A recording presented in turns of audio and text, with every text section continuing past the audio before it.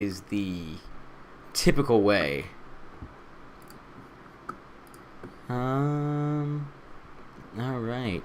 We should be going live in a couple seconds. Yep, we are live. So, aloha Manga Club. It is your boy, Lohali, signing in. And for this episode of the Manga Club podcast, we are joined by the ever-studious Jin Graves. Say hello, Jin.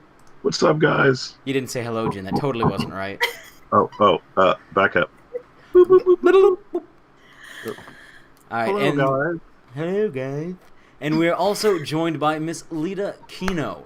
She's half English, half Aussie, 100% amazing, and I know this live stream is going to be absolutely killer with her involved. So, before we dive into the actual subject matter of tonight, which is broadening your horizons and which anime and which manga we think should be anime, tell us a little bit about yourself, Miss Lita. Oh no, over the spotlight to me. I hate it.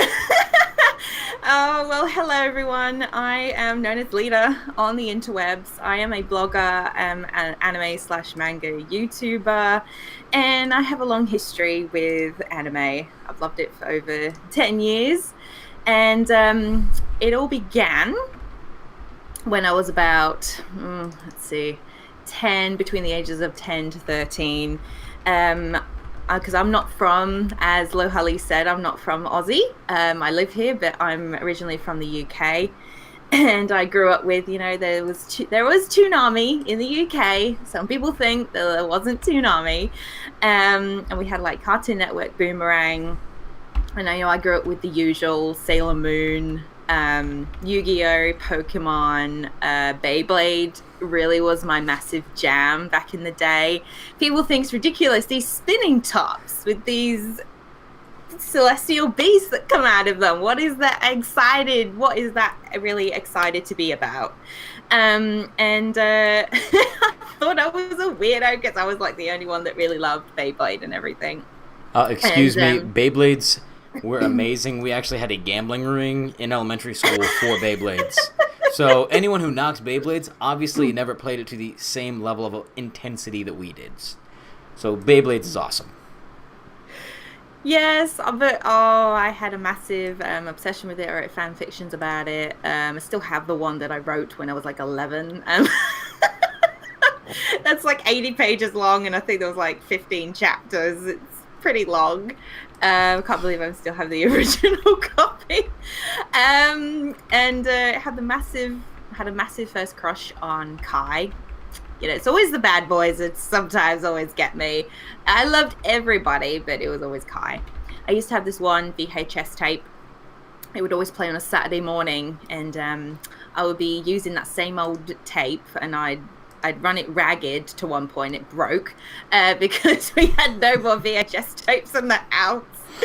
So I'm using this one lame old VHS tape to record these episodes over and over again. And back then, G-Revolution was my particular favorite.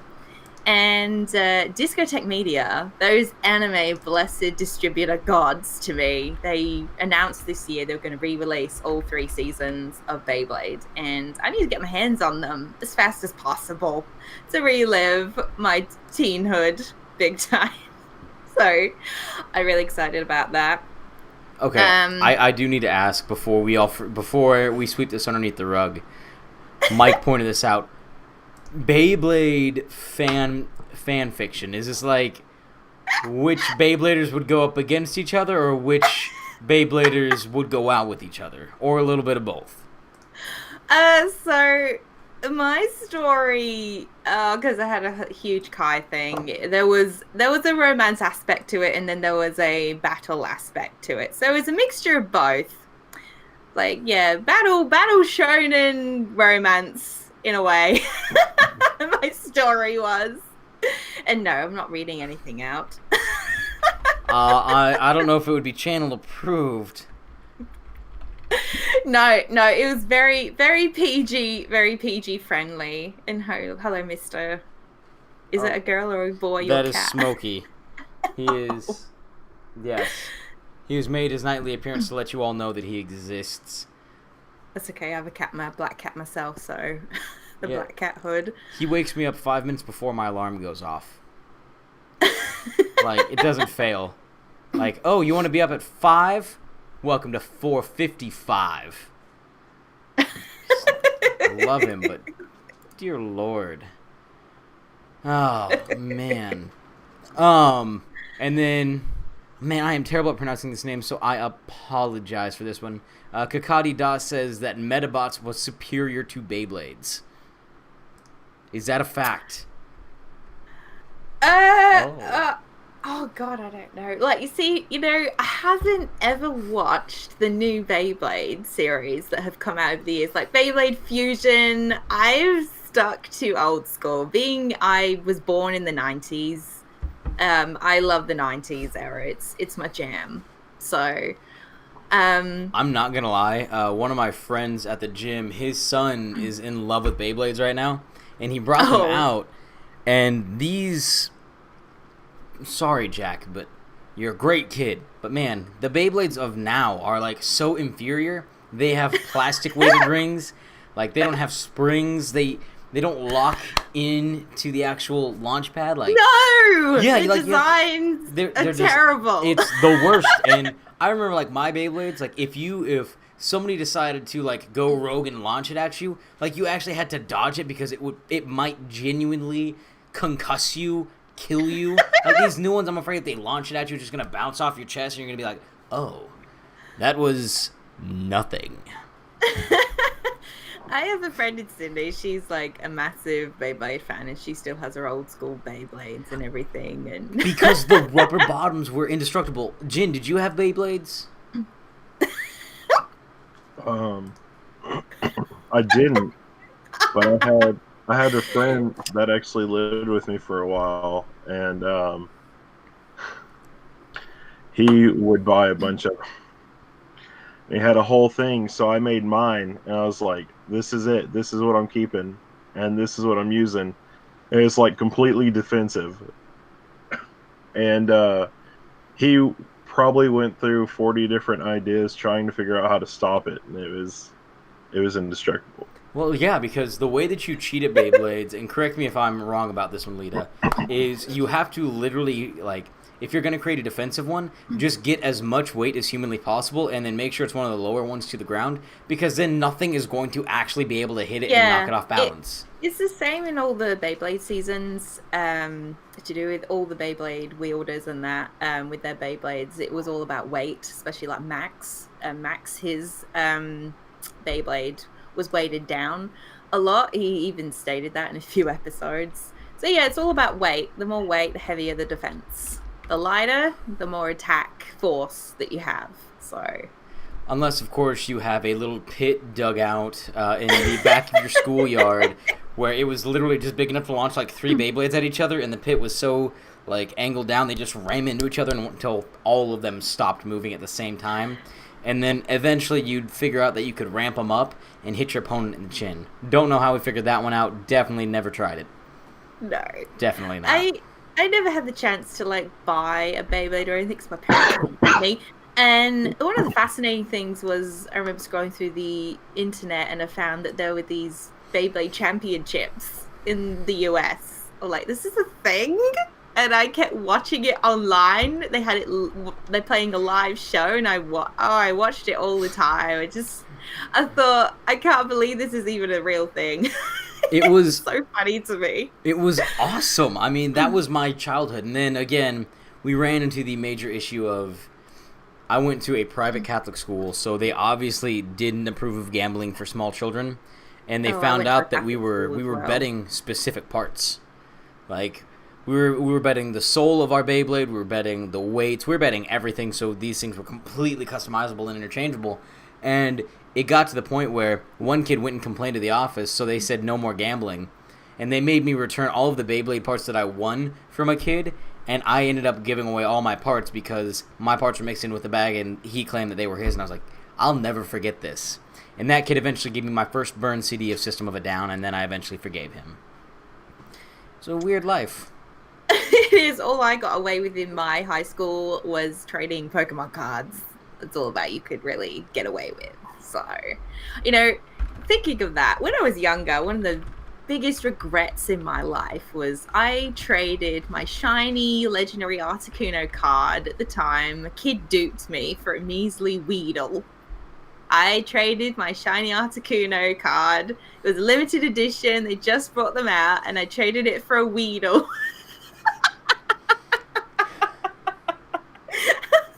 Oh god, I miss that card so much. Here, give me 1 second. I actually think I might have it up here. Keep talking about Beyblades. I have something that I want to show the live stream that I don't think I've ever shown anybody before, and it might be up here. Oh, okay. No worries. Well, I think everyone's heard enough talk about Beyblades, I think. Oh, you can never... we could do a whole discussion about Beyblades and the Amazing series. So, would you say that Beyblades was really kind of something that helped... That's not something that I don't want to... This is going to sound weird coming from me, but that doesn't sound like something that a young girl would read. Did it just catch your eye? Is that when you started broadening your horizons with manga? Title shot. Yeah, I never put myself in the same pack as people. You know, we have girls that love the shoujo. When I was younger, I didn't read manga until I moved to Australia, or really when my passion for anime and that really took off till I moved to Australia, because I moved out here when I was 15. And because in my childhood, I really had no nerdy friends, no nothing. The only friends I had to talk to were online. And then until I came here, my life changed practically to where I am now. And I remember I met my old best friend at school, and then during a bowling party, we were talking about Pokemon. And then she mentioned about Sailor Moon. I had never seen Sailor Moon in its entirety before. I'd only seen the little snippets of it on Toonami and that random episodes from when I was younger. And I'm like, I've never seen Sailor Moon. She's like, what? You kidding me? And it literally screams at me. I'm just like, what is this girl like screaming at me? And we bonded since then. And the weekend, remember we had our sleepover, and we binged Sailor Moon the first season with Queen Beryl, because it had angst me. I never saw the ending of what happened to Queen Beryl, because nobody likes Queen Beryl, and I felt so beyond satisfied after I saw the first season. And then she told me afterwards, there's more seasons. I didn't even know there was more seasons. And then from there, I am to where I am today, to be honest, since that day. So, and getting into manga, because I'm more of an anime watcher. I got into manga, I think, a bit soon after, but then I have only fallen back into manga just since last year, because I took a massive 6-year hiatus. I think I read some things in between in my 6-year hiatus, but really I'm fully invested now, just within the last over 6 months. So I'm probably not as half as experienced or half collectors of you've had some people on here like Simply G and Shay. So I could consider me like the newbie, I suppose. I don't know if 6-year hiatus isn't that bad, and you've been collecting again for a year. The real newbie is going to be when we bring on Alonzi next week, because he's only been collecting for less than 6 months. Oh, he's treading in new waters. It's amazing. He's experiencing One Piece for the first time as an adult. Do you know how amazing that is? I'm so jealous. I'm actually about to start the One Piece journey myself. Okay, are you gonna I promised. I knew this was coming. Who did you promise? Who got you to do this? Because I need to thank them. One of my blogger friends, his name is Matt in the Hat. He might watch this, and I said he wants me to watch the anime, but I haven't decided if it's going to be the anime or the manga. Way back when One Piece was really popular, long form anime, I wasn't gonna follow. I wasn't going to really be into, but things change. You broaden your horizons, and I'm broadening my horizons so much more probably within the last 2 or 3 years, I would say, in regard to anime and manga. So, all right. If I had to give you, as an avid One Piece lover, if I was going to give you my opinion on how to consume it. Well, you know what? I was listening to CJ's podcast and saying that you in Sydney were only getting through about 4 episodes a night. Maybe. But again, this is I go at her pace, she doesn't go at my pace. If it was my pace, we'd be getting through like 8 episodes a night, 10 episodes a night. And then we would also I've consumed the entire manga multiple times. I can't even remember how many volumes there are. There's 90 plus. Does Jin have all of them? Jin, you must have all of them. I do.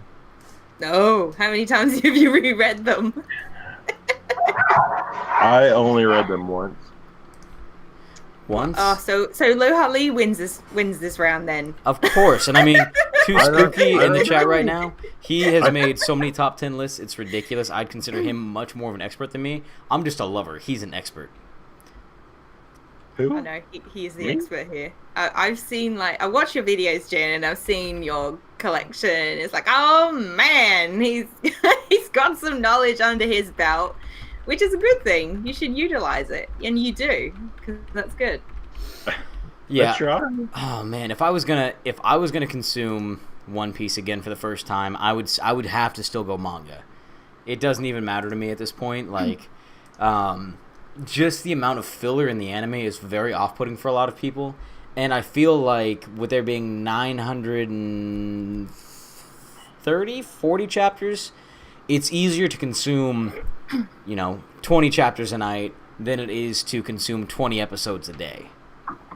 And then plus all the filler. And it's not even like great filler like what Bleach had. Like that almost made sense. It's just like One Piece filler except for the G7 arc. The G7 arc is definitely worth a watch. I know some people are like, up and down about filler. I don't mind filler as long as it's fun. I think one of the best shows I love for its filler is Fairy Tail.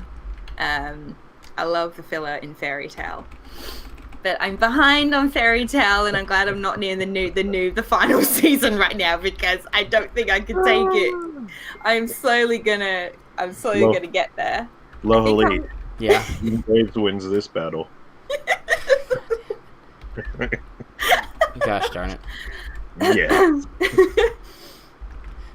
So Rerun Ransom had a question for you. He said, I did notice. What does it take for you to step outside your box and try something new? Is it the popularity? Is it the presentation? Or how you learned about it? What makes you want to explore a new series? For me, I think it depends on if you have a massive you have to follow your interests. So, for me, my go-to is shoujo, like Shay. But then then I have to consider what is my next interest, which is mecha. Mecha is my second favorite genre. That is such a huge gap. I love shoujo romance stories with love and mecha battles of doom. Yeah, that's about it. So I think when I wanted to branch out, I made a list of my interests. So shoujo was at the top. Next to that was mecha. Then we had shonen. Then we had a bit of thriller. Then we just had smut trash. There's a long list. And I just went down from there. And now I'm not afraid to step into things. So I think making a list for yourself and visualizing it, looking at it, and mentally thinking, right, I love shoujo, but, maybe we'll find something. So with mecha, I think how I got into mecha really was, there was mecha with romance elements in it. And I didn't think that was a thing because the mecha genre really is catered to more male audiences, obviously. I know it's to sell Gunpla and stuff, but... I believe it goes beyond that. It does. There's some fantastic stories within the mecha scope, and particularly in the Gundam scope. And romance, obviously was used to pull in the female viewers, where there's not a lot of female people I know that love mecha. I only have a handful of girls that I talk to that do love mecha and Gundam. And yes, that was a clever pull, and then that's when I got reeled into the mecha scene of things and why it is my second favorite genre. So, and with popularity, I stay away. I always have stayed away from popularity. I love finding in anime the unknown, the rare stuff, the old stuff. That is me in a nutshell. But right now, I'm not like that anymore. I don't mind popular stuff. Like recently, I read Astro Lost in Space, a shonen. I hadn't touched shonen in such a long time, and I've just started reading Dr. Stone. I think that is such a fun series. I do love My Hero Academia. I think the artwork in Dr. Stone combined with the storytelling is something that we haven't gotten to see in quite a while, because Boichi has such a unique art style for Japan. I know that sounds really, really strange. Have you gotten to look at any of his other work? No, I haven't yet. This is my first read of his work. Boichi's artwork is something that it feels different than a lot of other shonen. Dr. Stone doesn't quite have that same outlandish, realist feel. It's weird to say outlandish and realist, but when he goes all in, he goes all in. Are we going to have to talk about this slowly? Oh. Isn't part of his other works like hentai? I don't know what you're talking about. I know Sun Can Rock. Duh. I have no idea. I thought this was the guy that came from doing hentai and was like, I'm gonna make a shonen. Boichi. Let me. Okay, so we're not gonna go in that territory. I'll go to that territory. That's okay. Now I get why his style is so unique. Have you read his other works? I was like. So Boichi was actually originally a manhwa artist before he did manga. So his roots were in manhwa. So it's weird to say that they're a different style, but they look very, very different. But his artwork is stunning. It definitely. I think one of the fascinating things I found out when I was reading Astro Lost in Space. Damn it. I've got the mangaka's name, McKay. He was the author of one of your favorite series, Lohali, or You Like It. It's Eye Shield. The 40. Oh yeah, yeah, Eye Shield 21. Yeah, so yep. I would definitely love to get around to watching that because it's footy, and I loved footy in the UK. So footy's definitely different here in Aussie land. Very, very different. It is. It's more like Aussie footy here is like a skirmish. It's like just a bunch of young ruffians going after a ball, and it looks like it requires really no skill at all except constant running. And then in the UK, that's footy to me. I watched my first Aussie. I remember I watched my first Aussie footy game here, and I was like, really, this is Aussie footy? I thought the English have to a lot more skill dribbling a ball. All they have to do is grab and run with the ball. Because when I saw Aussie footy, all I saw is rugby. It was rugby to me, not football. Because football to me is dribbling a ball. I'm so confused right now. So if you watch an Aussie footy game, it's like you're watching rugby, but they call it footy. Is footy football?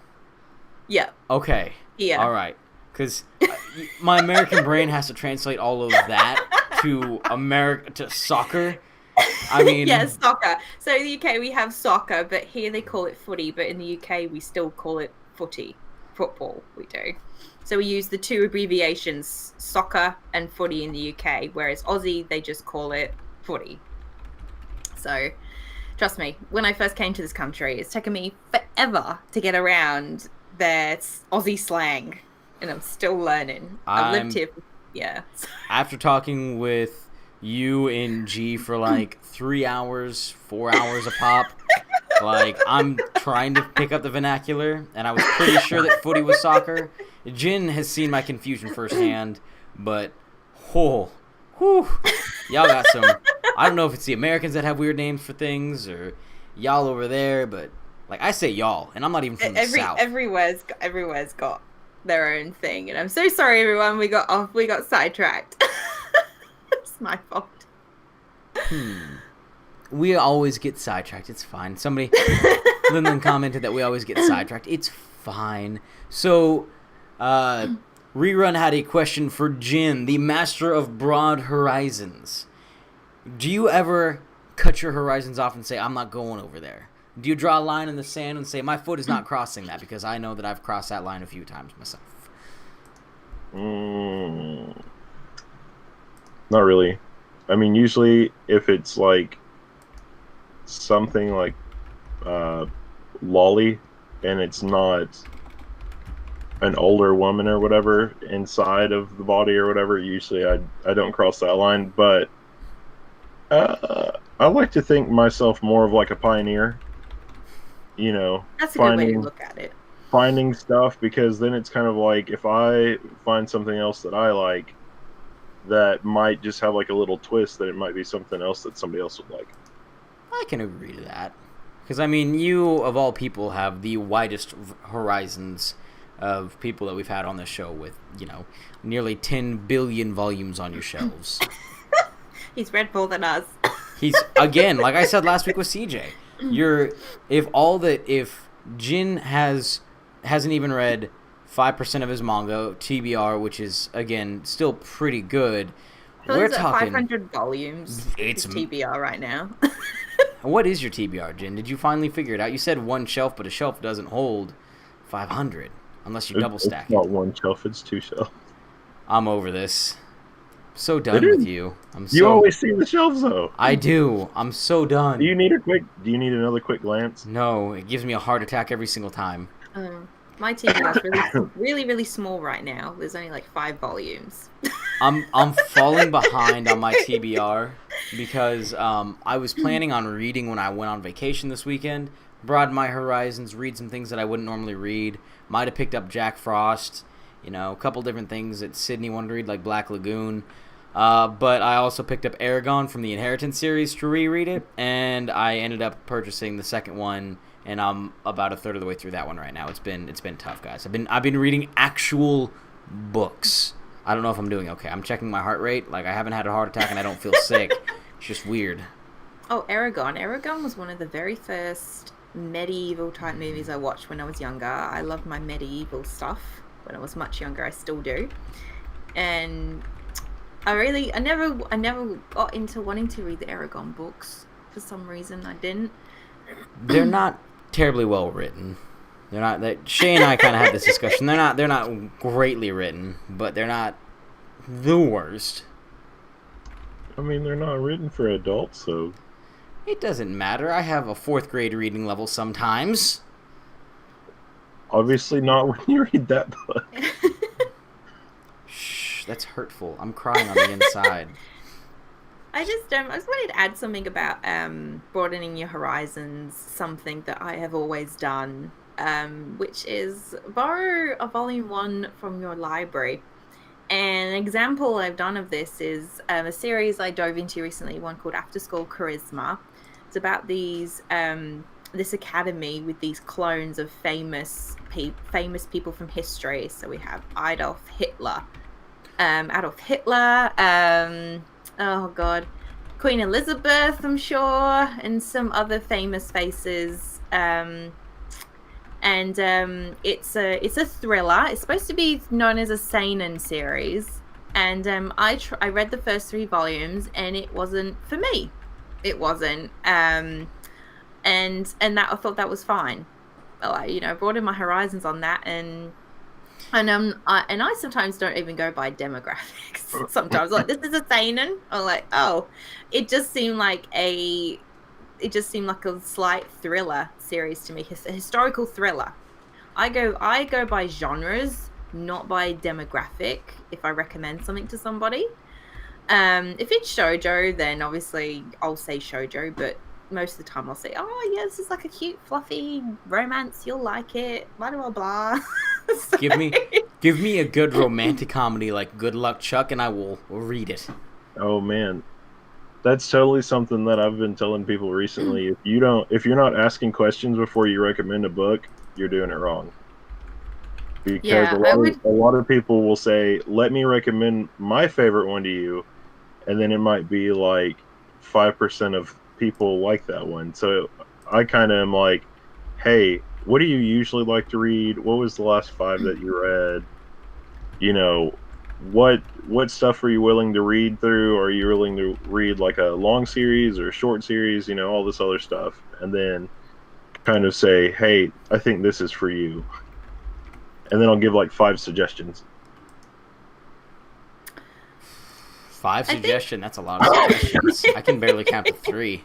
I'm like, one. I mean, look at him now. He's struggling to get through One Piece.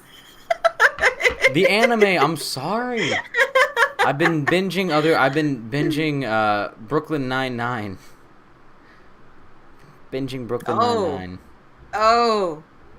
Poor One Piece. I Poor One Piece know. got stabbed in the heart. Again, I One read Piece. it I read it One almost Piece every looking week. at Lohali.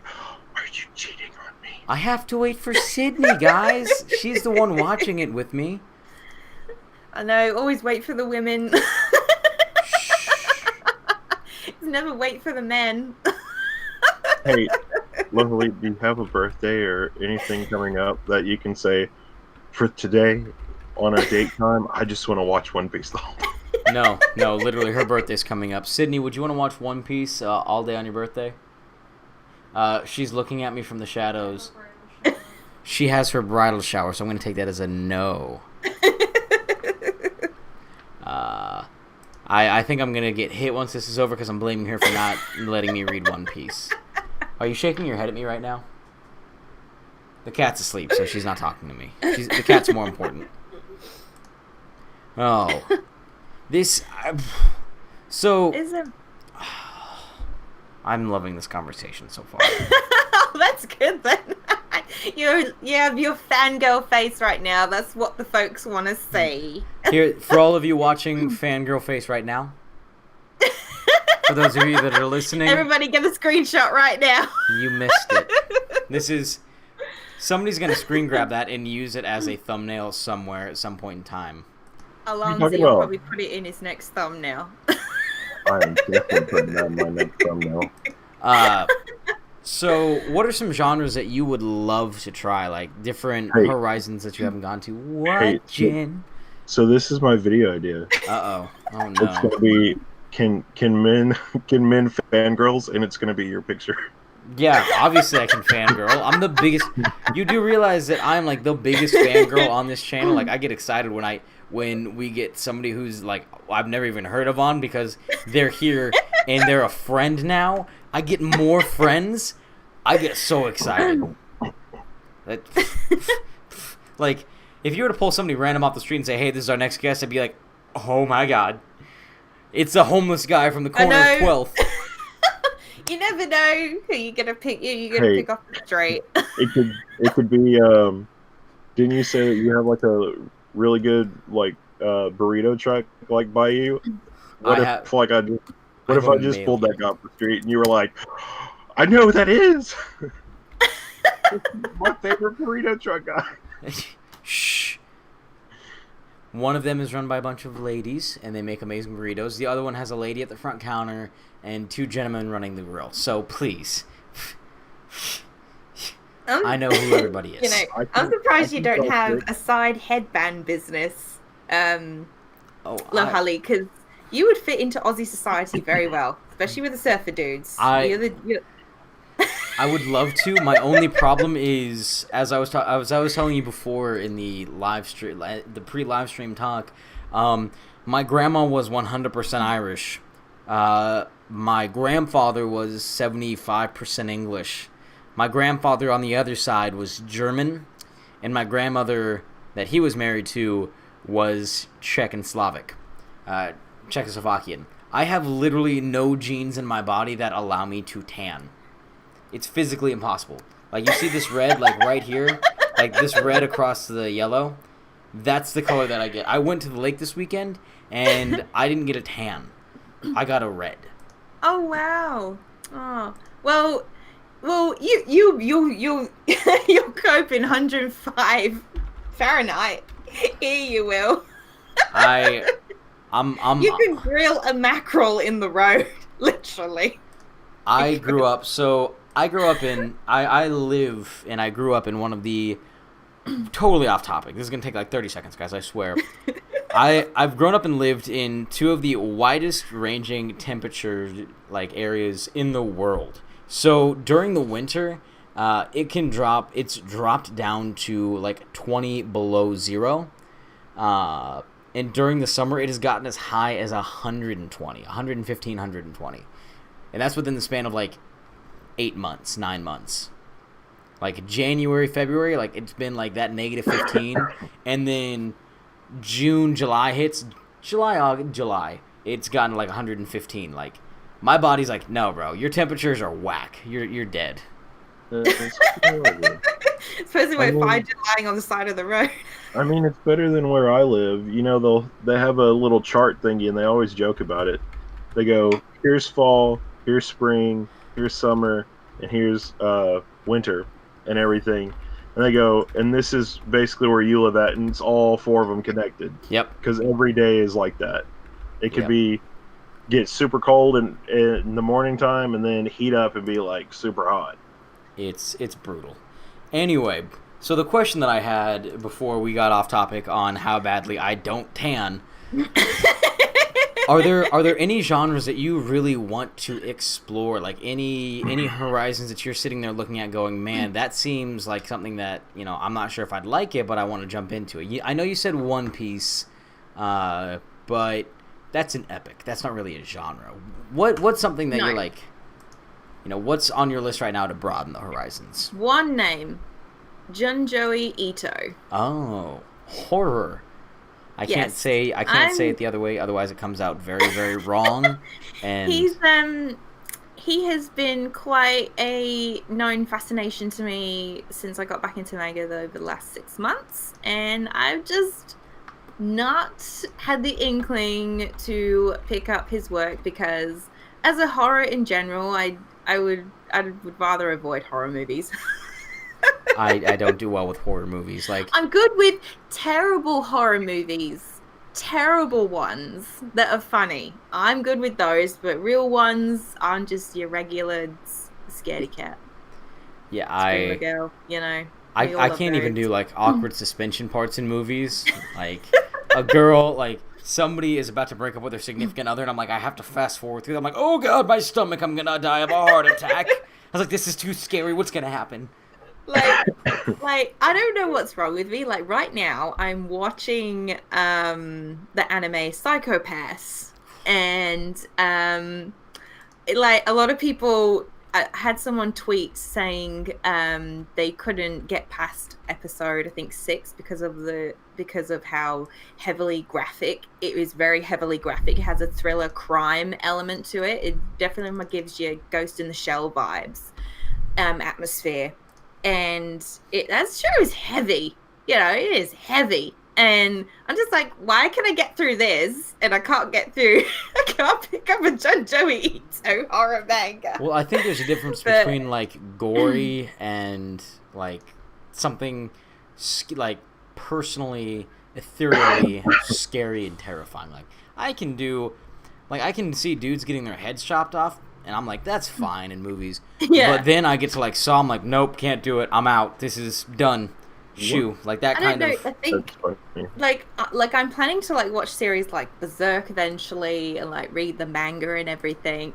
I'm not afraid as I used to be, but I think I've seen Junjoi's panel work, his artwork. It's just so intense. Like I've seen it in people's halls and that, and I think that is the only thing that doesn't make me want to go pick up the volume, but. We're gonna do it. We're gonna do it. We're gonna bite that bullet and reset that limb. Y'all are making me think of the Evil Dead. You're darn right. I mean, we're gonna take off your arm. The first one, well, not that one. The newer one that came out.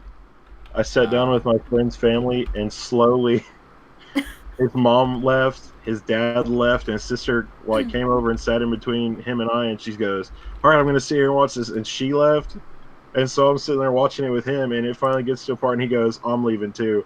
I was like, "Am I the only person sitting here watching this movie?" Everybody else is like in the kitchen talking. I'm like, I'll definitely I'll do it for the folks because there's probably people that would definitely, if I mention Junjo Ito, they'll be in my face saying, "Read it, just read it." So, Even though you're I like, mean- I don't want to read it. I think you should give Higurashi When They Cry a test.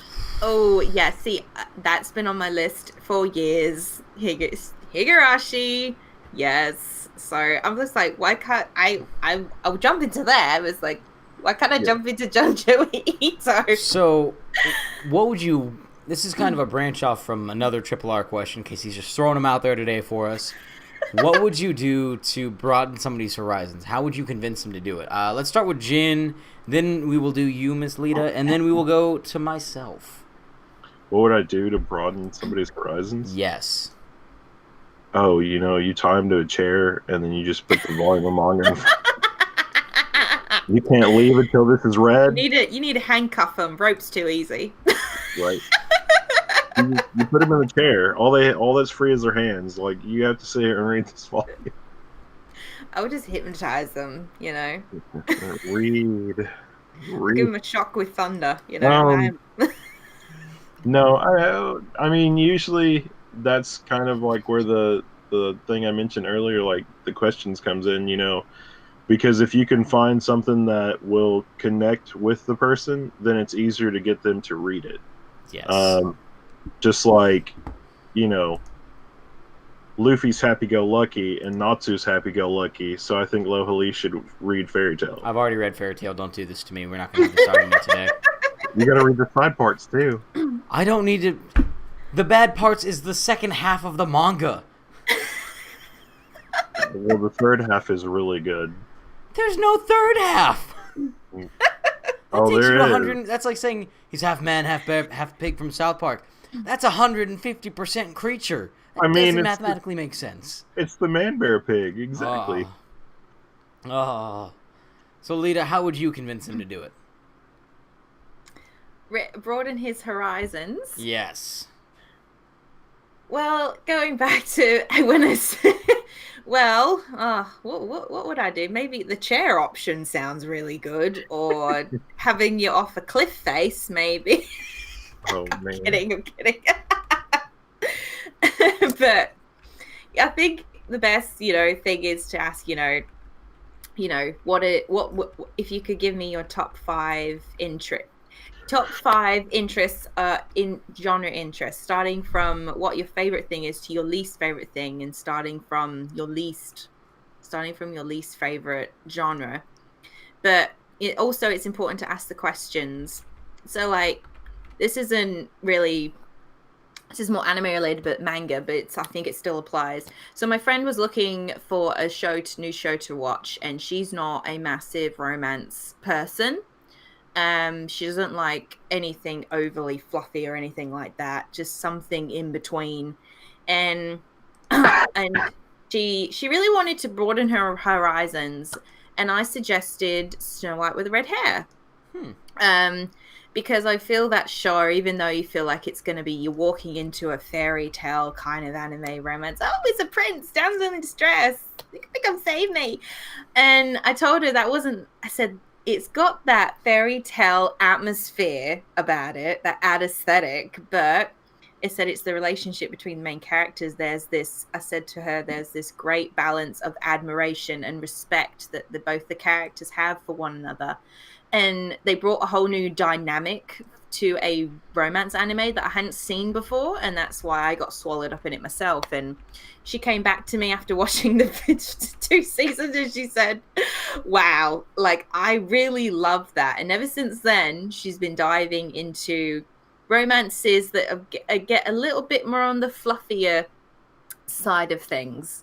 So I think, if you're going to recommend someone to something to broaden their horizons, say if my friend also, she doesn't like mecha anime, and her friend recommended to her Gundam Wing because she loves her trashy shoujo, trashy boys. She loves anything with good, pretty boys in it. And she was telling me, oh, I watched the first 3 episodes and I actually liked Gundam Wing. I actually liked it because she don't like the fighting robots crap. And she just said the plot is so stupid of what's going on. Like I have no idea what's going on, but I'm like, these boys are pretty. And I'm like, I might actually like this. So if you can find one element in a show or a manga that somebody might like a romance aspect, like say if you're going to recommend like a thriller to them, say if I had a friend who likes thriller stuff and she wanted something with a little bit of like romance in it. It's like me with mecha. You know, I think for me to get to want to, when I first got into mecha, I needed that romance element. And one of the very first ones I ever watched, obviously, was Gundam Wing. And then after that was Gundam Seed Destiny. And ever since I watched Gundam Seed Destiny, not that I knew you're supposed to watch Gundam Seed first and then watch Gundam Seed Destiny, which I didn't. I did watch it in the correct order. I got hooked on really Gundam and mecha shows when I watched Gundam Seed Destiny.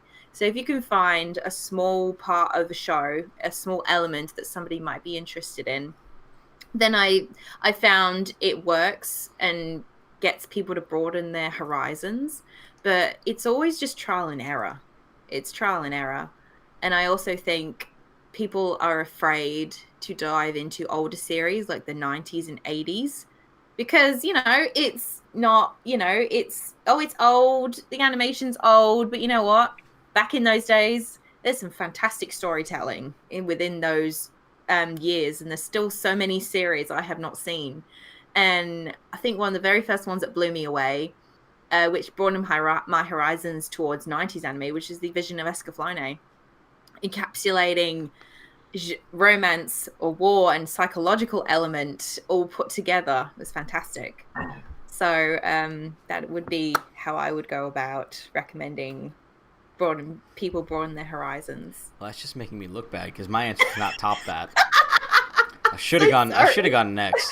I should have jumped in front of you. You must be enjoying the Manga Vault series. That's all I can say. Wow. All right. All the old stuff coming out of that. I guess my answer for how to introduce somebody to new manga is put it physically in their hand. So we're taking a page from Jen's book, and then also ask them at the same time, hey, what kind of genres do you enjoy? And start handing them different like manga. You're like, you like this one, this one, this one. But then you slowly stack different elements in, and you literally create a layer, like a sedimentary layer of manga, where you start off with like, oh, what you see is what you get. But slowly I'm like, oh, hey, read this one next, and slowly lead them down the rabbit hole until eventually they own all of One Piece. That's my goal. Like you start off, what do you like? Oh, you know, I really like thrillers. I love thriller manga. So then you start them off with something really obvious, you know? Give them something really good, really psychological. I'd go with something pretty basic. Let's start off with Naoki Urasawa's 20th Century Boys. You know what? Let's go with Monster as a classic. You start with Monster, then you move them to Pluto, and you're like, man, did you like Pluto? Well, it was actually inspired by Astro Boy. Then you lead them to Astro Boy, and you slowly start working your way up the genre age list, and boom, they're at One Piece. All roads lead to One Piece. All of them. Don't go Lohali's road. Just don't, people. Hey. It's a great road. I definitely won't lead you wrong or right lie. now. You're friends with Lohali right now. You probably want to get out.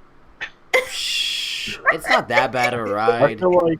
feel like you'd be the person to like go to somebody's house and then like hide on the side of their bed and be like, read One Piece, read One Piece, read One Piece. You should just do For like an hour. You should just do an ASMR video saying over and over again, read One Piece, One Piece, One Piece. I mean, that would literally be the stupidest video I could make, and I think it would work. I would love that. Hey, at some point after you go to their house and you say that to them, like whisper in their ear enough time, I'm sure they'd wake up one morning and be like, I have to read One Piece. Just randomly, and they notice me underneath, like, my hand just pops out from underneath the bed with volume number 1, hands it to him, and goes back underneath the bed. Like, I don't know why you can't do a SMR series going through all your favorites. First it's One Piece, then it's Brave Master, then it's Ice Shield, 20th Century Boys. I mean, I know I've got all your favorites down pat. I think I watched too many of your videos. that's okay. I've watched too many of my videos because I'm my videos. Literally, I'll sit there and look at the camera, and I'll just start going, and I'll start talking, and I'll get to the end, and and when I rewatch the entire thing while I'm editing, I go, "How did we get here?" Like, okay, so this is true story. All of you are really gonna appreciate this. Do you remember the Lohali 30 for 30? No. It was the best way to broaden your horizons as a manga collector. Joking. Obviously. That whole video started off was originally about to, I literally had the thumbnail all made. I was sitting down. The original video intent started off as a, reduce your TBR shelf and ended up as a 30 for 30 challenge. Like, I made that challenge up in the middle of the video. I didn't the second that I said, "Oh, let's do a challenge, like a 30 for 30 challenge." That was the second that I thought of it. Was that moment in time. Has anybody thanked you for that yet? I know Shay thought about thanking me. Now that we're doing the Spartan challenge, everybody's like, "Dang that Lohali." We're about to do some quick fire questions really quick so we can knock them out. So we got 3 questions, 2 specifically for you, Miss Lita. Do hardcore Sailor Moon fans get very offended when you say Lita instead of Makoto? No, actually, I've never had anyone come and ask me, why did you name yourself Lita? Well, then I can be the first. Why did you name yourself Lita? Well, if anyone's followed me long enough on the internet, I am a Sailor Jupiter fanatic. She's my favorite female character of all time. I loved her since the moment I saw the episode Jupiter Comes Thundering In. I love her to bits. And at the time of when I started up my blog and decided to start doing face-on videos for YouTube, I really didn't want to use my real name, and this isn't, she's a part of me, but because people thought, oh, it's just an online persona, and I do see Lita in me in a lot of ways, she's very, caring, and also that, she won't take, nonsense from anybody. That's a part of me as well. And I was going to go the route Makoto, but then I decided no one ever says her English name from the English dub, which is Lita. And originally I didn't even add the Kino bit on. And I don't know, after a while I decided, well, let's just roll with Lita Kino. And a few years later, that's what everyone knows me by, and I'm just so used to it now. So, but I don't consider myself Sailor Jupiter in any way. No. Because that was actually another question. Why is Sailor Jupiter your favorite scout and not the correct choice? Sailor V. Sailor Venus. I'm so sorry, CJ. I see you in the chat. I do. Of course, I love, Sailor Jupiter and Venus are a great duo. But no, Jupiter was just always good. And in some ways, I thought when I was younger, she would be a better leader than Serena at points. I kind of still do think that. But I love Serena for who she is and what she's, people love her for. But, if we were going to talk serious, who's going to be the better leader at the Scouts? It's Jupiter. It's Jupiter. This has nothing to do with the fact that she's my favorite scout. It's because she, she's got the fight, she has the will, and I can see it. So yeah, I can see it in her eyes. Yeah. Triple R then asked, compared to when you first started manga, have you noticed your broadened horizons, and is there a drastic difference? I'm gonna say that with you, I might be able to answer this. Yes. Going from shoujo to, I don't know, battle mecha anime might be a little bit of a broadening of horizons, but I could be wrong. No, that's right. It has taken a drastic change. I think when I first got into, we'll talk about specifically manga here, I was very geared towards shoujo. You know, shoujo is my jam. It's what I go back to if, I'm not feeling like reading anything else. But now, I'll happily dive into shonen thrillers, whatever anyone wants to throw at me. So, So I think that's pretty good. I think we all have slightly broader horizons, except for myself, the shonen battle king of, manga tube. I've read them all. All shonen battle manga, I've probably passed them in front of my eyes. Jin's horizons are literally the entire universe. There's nothing that he won't read, guys. out into the vast of deep space. Go further than beyond. Plus ultra. Go beyond, plus ultra. Plus ultra. But I think also genres should not deter people from not broadening like their horizons as well. I've heard like a lot of live streams and videos I've watched recently about demographics and such. I do think it has deterred some people from like some people I've like spoken to. Since I got back into the manga scene of things, and I don't think demographics are the be-all end-all for not, broadening your horizons. So. And here's the most important question that Shay gets to get pushed forth every single time. What shoujo would you recommend for me? And actually, here is a better question. How would you take the lowly high road approach to get me to Sailor Moon? The tricky approach. How would you get me to that point? Well, I wouldn't give you something so. Oh, I would say in this instance, I wouldn't give you something so. What's the word?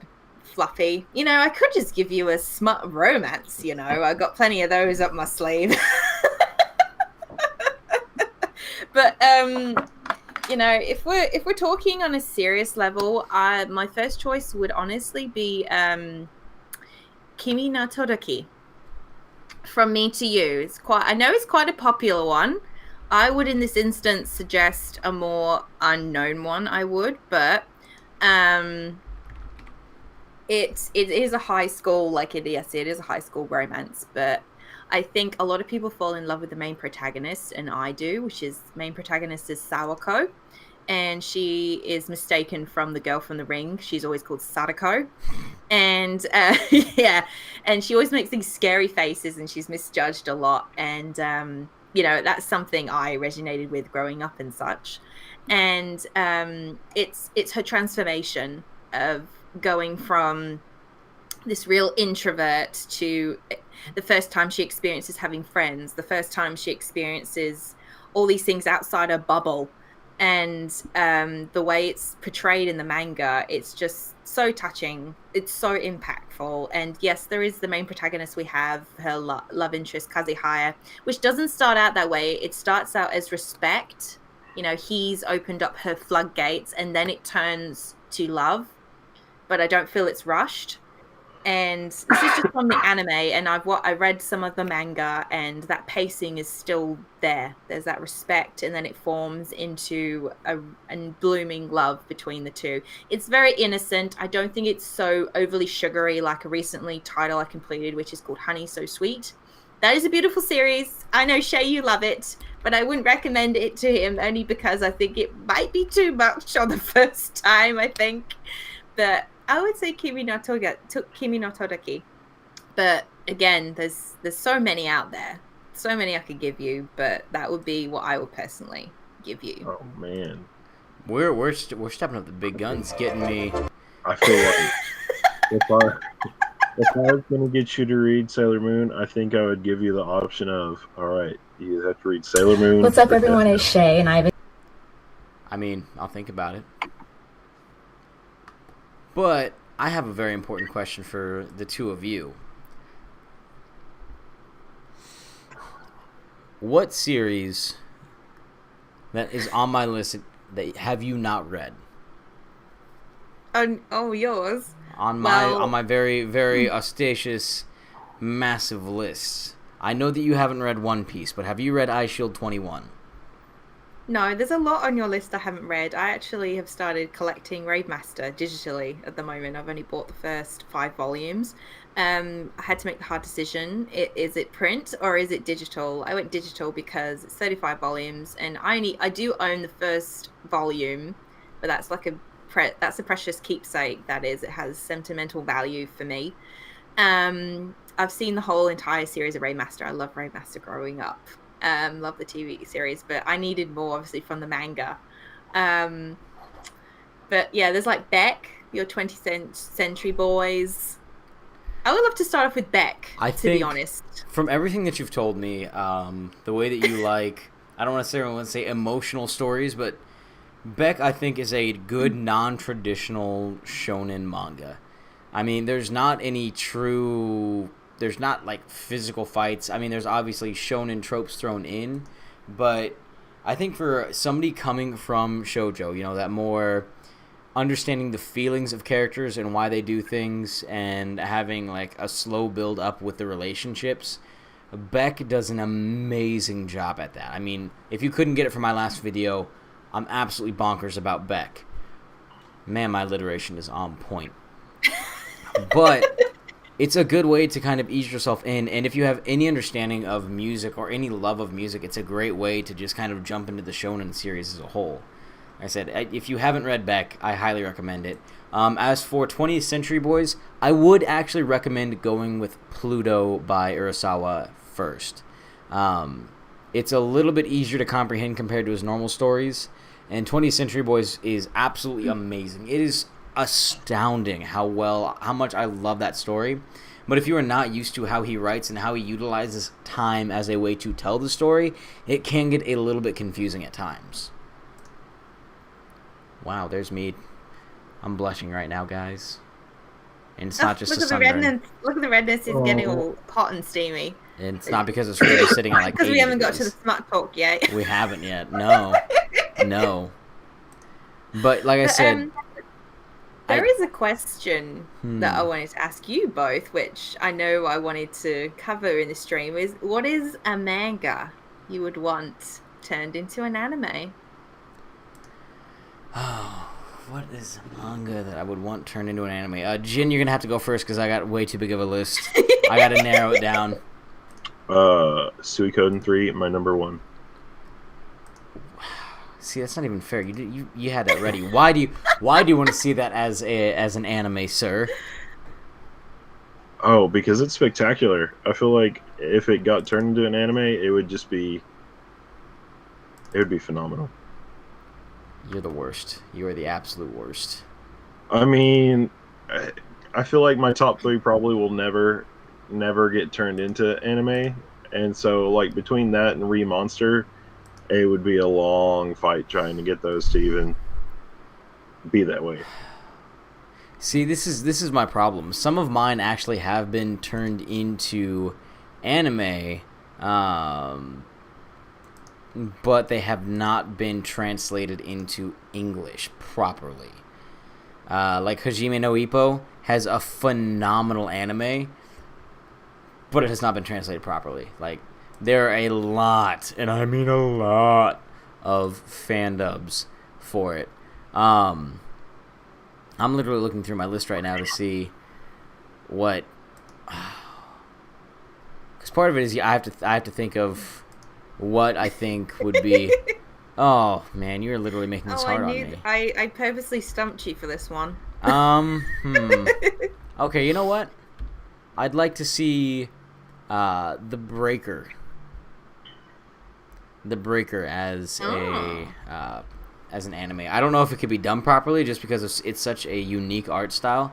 I think that would be absolutely beautiful. Hinamaru Zuma already has one. I think Greenblood would actually make an amazing live action adaptation. Yeah, I'm literally looking at my list right now trying to decide. You can't really do any of Urasawa's works other than Monster. Worst. I think worst would be like those delinquent manga that I love to read would make amazing anime. Like Worst, I don't believe has technically an anime adaptation. I know Crows does, and so does Zero, but that's just me. That's just me talking out at midnight. That's I've heard right. about Jin's choice for the past few podcasts. How I pronounce it? Sui Cohen. Sui Koden. Sui Coden. It sounds like a fascinating series. I would definitely check it out myself. It's actually based off of a video game.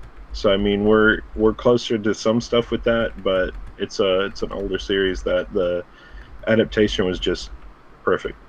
I heard about the series actually a few years ago, so you bring it up. It reminded me of that because I had a friend who liked the games and such. So I did not know that there was a manga for it at the time, because now I do. So, would you boys like to hear what mangas I would love right now to be a anime? I have to hear it now. There's two that I've had to dwindle down my list, so I'll quickly go through them. So the first one would be a new series I've just gotten into. I've read the first 3 volumes, which is called Again. It's by a co-creator of Yuri on Ice. This is her first, I think Mitsuru, God, I can't remember how to say her surname. This is her first work published in English, and it is about cheerleading. It is alright. Before you stop me for a second there, I had no idea what this was about going into this, because the synopsis gives it's kind of like Real Life, the anime, as my friend has said, because I haven't seen the anime, but it's about a guy named Kinshiro who he is on his graduation day, and he never did anything during his high school life. He participated in no clubs, no nothing. Then one day he sees a girl fall down the stairs. Can't remember her name. I'll call her Fuji because I can't pronounce her whole name. My Japanese pronunciation of names absolutely sucks ass.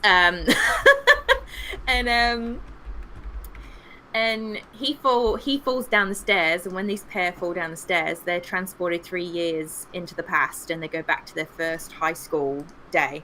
So he gets to redo his high school life, and he meets the leader of a cheerleading group, which is oh god, long-haired girl. She's like tomboyish. I forgot her name. He idolized her on the first day he saw her, and she participates in a cheerleading called Akudan, and it's a Japanese form of cheerleading. It's very different to your normal cheerleading. No pom-poms. It's all about music and your voice and particular marching dance moves. And I had no idea going into this, and I couldn't believe how fantastic the story was. The characters are wonderful. Her art style is so broad. It's so in your face, and I think I would love it to be an anime. I would love to watch Kinshiro go through his transformation of, he actually goes and tries things in his high school life. He gets to redo it, and would love to hear the cheerleading part. I would as well, because I think this is a series that needs a vocal voice, because it's cheerleading, and I did a bit of cheerleading back in my day, but it was for charity. It wasn't because I wanted to join the cheerleading squad. Woohoo! Pom poms! No. No. And the second series would be Perfect World. It has a live action adaptation, but I would want it to be an anime because it focuses on disability, which I resonate with because I have a disability myself. And it's about a dude who's in a wheelchair, got into an accident, and he is on the verge of just wanting to give up on life. And he meets a girl that he knew back in high school or college, and they both work in architectural, both jobs, and they come to work on a job together. And it's about them forming their relationship together, because she can see the aspect of, can I really fall in love with a person that's in a wheelchair? Like that aspect. It's a very real, raw aspect. I've never come across a series that has covered disability so well. I've only read the first 2 volumes and I was already convinced. So I would want that series to be it. I think that would be really interesting. That could be really well done. All right, here's my last question for you as a manga consumer right now, because we are reaching an hour and 10 minutes, so it's time to start wrapping up. What manga do you think is closest to becoming an anime, and do you think it will be big? Ooh, okay. A bit stumped on this one because I really did want to say Dr. Stone in this instant, but it's already getting an anime this summer. Okay, well then do you think it's going to be big? Yes, I think it is going to be. I feel it already will be. Definitely a nice fresh take for the shonen genre. It is plenty of curiosity about people, turning into stone. And it's funny, in one of the volumes of Dr. Stone, Senku already explores the possibility of, is it alien takeover? Is it some sort of virus or illness? He's already knocked out the suspicions for you, so it's like, what is it then?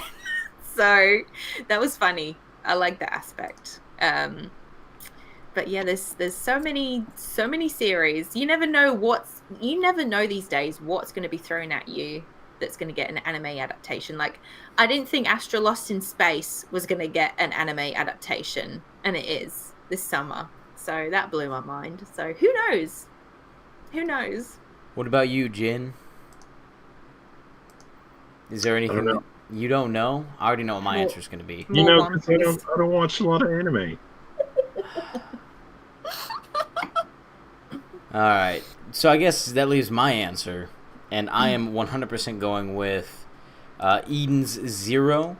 I obviously think it's going to do very, very well. I think that they're going to announce the anime once Fairy Tail is officially done. They're going to be like, hey, guess what's coming out? Another work of Hiro Mashima.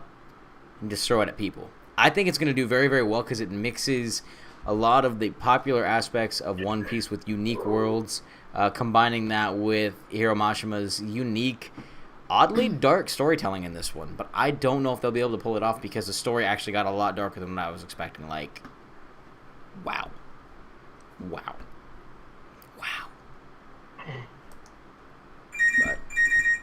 But, yes. So there's so many things that we can add. Like I said, we're going to call it an end to this one tonight because I obviously think that we're going to have a lot more conversations.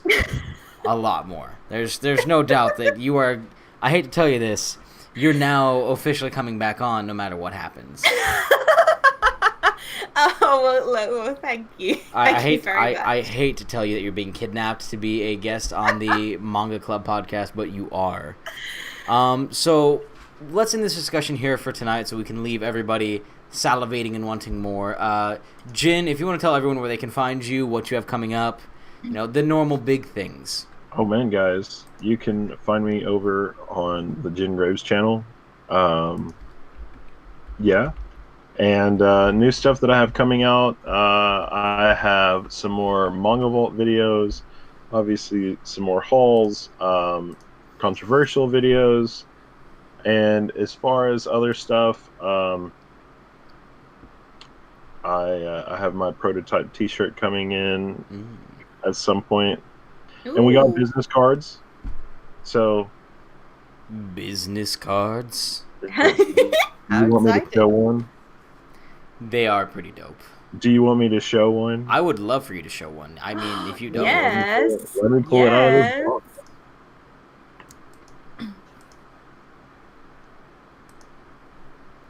Oh, wow. Oh, that's so cool. Oh, I love it. They look so sick. They look dope. They look dope. Right. See? So dope is the only word to describe them. Thanks to Danny, because whenever I started and she did that banner for me, I was like, this is what's going to be kind of the thing that kind of is on everything. So, dude, it does look very, very neat, and that's why. And Danny did an amazing job. But yeah, so there's that. If Ms. Lita, you would like to tell everybody what you have coming up, anything else that you think that we ought to know, where people can find you, all of that good stuff. Well, besides having my YouTube channel where I discuss anime and manga, a random video you'll always get. I do have a blog at Lita Kino Anime Corner. I'm a part of many things. I do too many things on the internet. As for what is coming up, I have 2 videos planned, one manga, one anime related, covering unknown rare manga and anime. So I'm excited to get stuck into those, and I have a announcement I'm going to be making probably within the next 3 days. So for the channel, my channel. Oh. So you can look forward to that. I love being full of surprises. I do. So that is what is coming up in my Lita laboratory, as everyone refers to. The Lita Laboratory. God, that's such a catchy name. Like, do I call it the Lohali It's not gonna fit. Library? Like, that sounds way too much like yours. I can't even deal with that right now. And then for me, everyone, y'all know where to find me. Y'all know where to find Jin. Coming up, we have, looking at my schedule, we are going to have my manga collection coming out on Monday. But this coming Saturday, we are doing another podcast with On the Shelf. Can you believe it? 2 podcasts, 1 week. This is the build-up for my 1-year anniversary announcement, which is on the 26th of this month with Alonzi, and I'm going to be announcing the absolute greatest giveaway that is currently going on in MangaTube. I'm not going to say it's the greatest giveaway in MangaTube history, but we're going to try to make the next one even bigger than this. I'm giving away 6 volumes of manga, all completely brand new. I haven't even flipped through them yet. I know. I'm not going to be the first one to open them. You are. And it's going to come with a t-shirt. So go follow me on Twitter, retweet the pinned tweet, and we'll call it even. So for everyone new and old, thank you so much for being here. Lita, this was absolutely amazing. Thank you so much for coming on. Oh, thank Jin, you for having me. I'll see you Saturday. And for everyone new and old, welcome and welcome back. I will see you next video. Bye. Bye.